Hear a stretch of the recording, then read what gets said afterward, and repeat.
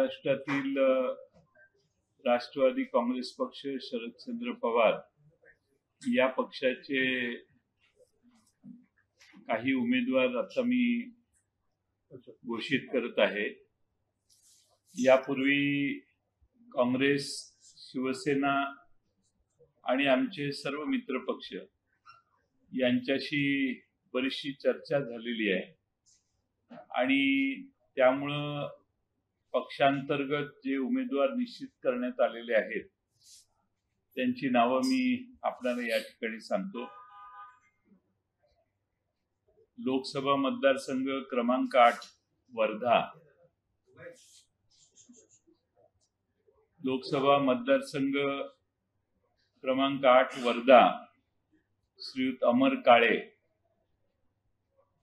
लोकसभा मतदारसंघ 20 दिंडोरी भास्करराव भगरे, लोकसभा क्रमांक 35 बारामती सौ सुप्रिया सुळे, लोकसभा क्रमांक 36 शिरूर डॉक्टर अमोल कोल्हे, लोकसभा क्रमांक 37 अहमदनगर श्री निलेश लंके।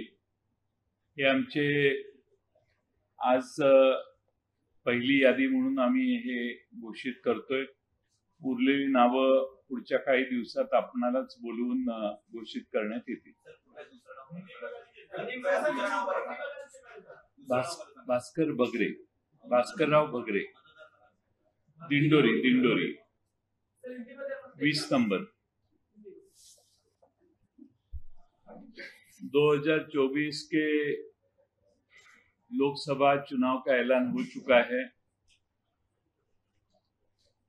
हमारी जो मित्र पार्टी या पक्ष है, शिवसेना, कांग्रेस, इनसे बहुत दिन से बातचीत हो रही थी।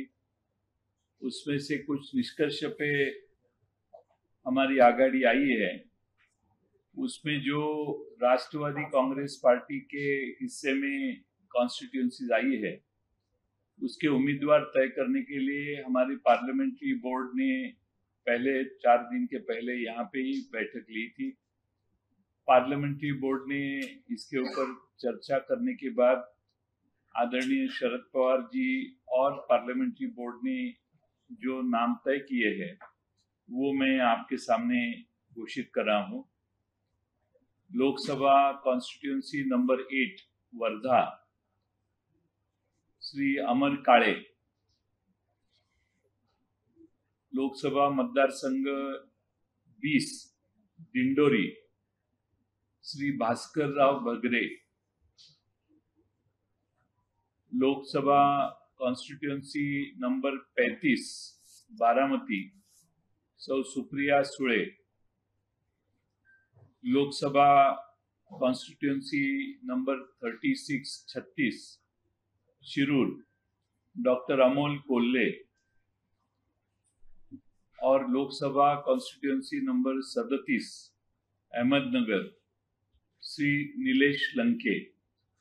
ये 5 नाम हमने आज घोषित किए हैं।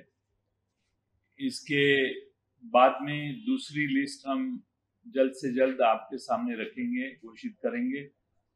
मुझे उम्मीद है कि 4 दिन के बाद हम फिर मिल पाएंगे।